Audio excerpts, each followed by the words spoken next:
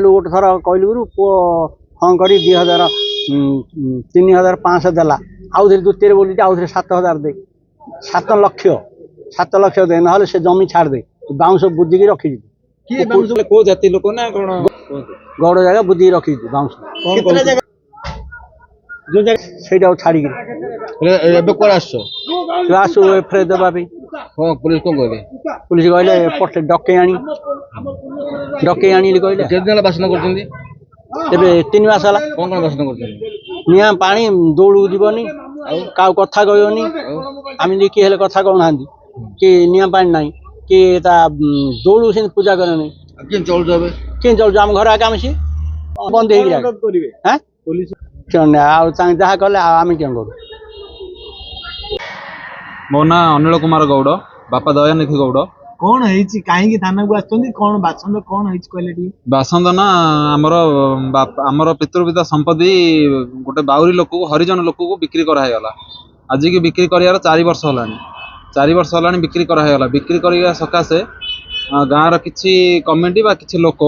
कहले जे तमे जरिमाना देवाक पड़ो माने गाँव अजाणत तमे जमी बिक्री कर देछ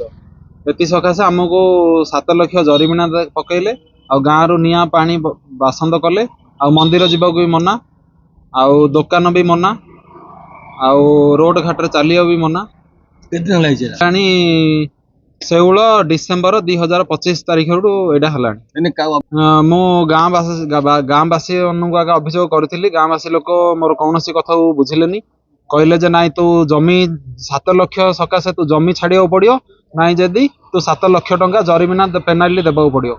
नाई जदि तते सबू नियम सबू मना दीटा आमर 3टा भौणी 2टा भौणी आग भौणी बाहा जाइथिले एबे 2टा भौणी बाहाले मु भी बाहाली बाहाबा सकाशे बापा आमर बाउरी लोक को जमी बिकिदेले बिकिदा सकाशे आम संपत्ति बापांकर तांकर पितृपिता संपत्ति बिका सकाशे तांके सबू घटना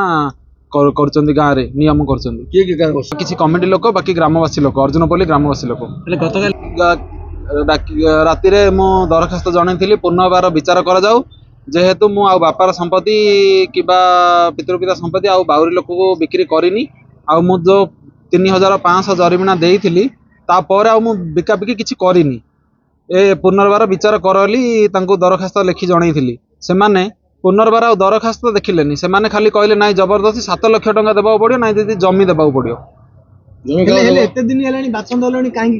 डरिकी आसी पार्लनु कारण से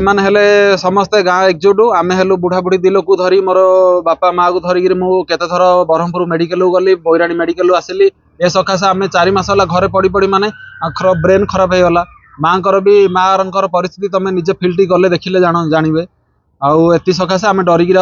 आसी पार्लनु रोड रे चलिया मना कर गाड़ी बस सब मना एति सकाशे आम भय वितल होगी आज आईन रे आसन नेबाकू बाध्य होगी।